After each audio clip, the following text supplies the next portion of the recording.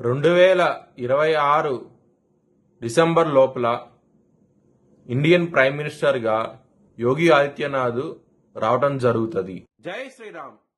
2022 నుంచి 2025 అక్టోబర్ వరకు మొత్తం 19 ప్రెడిక్షన్స్ అనేవి నేను చెప్పినట్టు జరిగినాయి.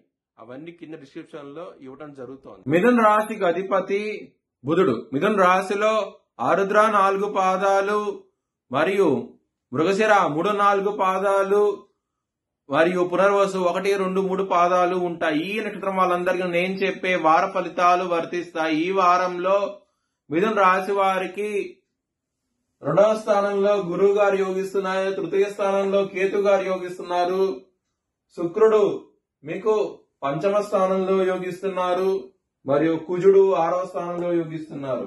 మొత్తం 4 గ్రహాలు యోగిస్తున్నాయి. మిగతా గ్రహాలు వ్యతిరేక ఫలితాలు ఉన్నాయి. మీరు కనుక గోధుమలు కనుక దానం చేస్తున్న బ్రాహ్మణుడికి మంచి ఫలితాలు ఉంటాయి. విష్ణు ఆలయాన్ని సందర్శించండి. ఈ వారంలో ఇంకా మంచి ఫలితాలు ఉంటాయి. గురువారం రోజున ముఖ్యమైన పనులు స్టార్ట్ చేస్తే ఖచ్చితంగా విజయం సాధిస్తారు. అలాగే ఆదివారం రోజున, మంగళవారం రోజున ముఖ్యమైన పనులు స్టార్ట్ చేసిన వ్యతిరేకత ఫలితాలు వస్తాయి. ఇబ్బంది పడే అవకాశాలు ఎక్కువగా ఉన్నాయి. ఈ వారంలో మిథున రాశి వారికి 2వ స్థానంలో గురువు గారు ఉన్నారు. దాని మూలంగా ఎటువంటి ప్రాబ్లమ్స్ ఉండవు. కుటుంబ పరంగా, ధన పరంగా, సంతోషపరంగా ఈ వారం అనేది చాలా బాగుండబోతోంది. మిథున రాశి వారికి శత్రువులు అనే వాళ్ళు చాలా అధికంగా ఉంటారు. కాల భైరవ అష్టకాన్ని చదువుకోండి. చాలా మంచి ఫలితాలు ఉంటాయి. బిజినెస్ పరంగా బ్యాడ్ టైం నడుస్తోంది.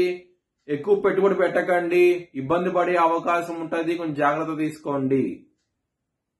మ్యారేజ్ పరంగా చాలా బాగుంటది. ఈ వారం అనేది సప్తమాధిపతి అయిన గురువు 2వ స్థానంలో ఉండటం మూలంగా మ్యారేజ్ పరంగా చాలా బాగుంటది.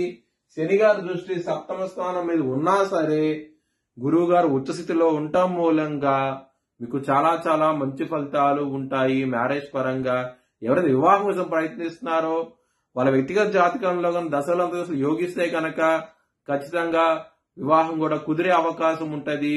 ఈ వారంలో చాలా ఆనందంగా ఉంటారు. వృత్తిపరంగా మాత్రం చాలా బాగుంటది. ఈ వారం అనేది మీరు అనుకున్న కంపెనీలో మీకు ఉద్యోగం వచ్చే అవకాశం ఉంటది. ఒకవేళ మీ జన్మ జాతకంలో కనుక దశలు అంతర్దశలు యోగించకుండా ఉంటే కనుక ఇది వర్తించదు. ఇక్కడ 10వ స్థానంలో శని ఉన్నారు. గురి 9వ దృష్టి ఉన్నది శని మీద. దశమాధిపతి 2వ స్థానంలో ఉన్నారు, ఉచితిలో ఉన్నారు.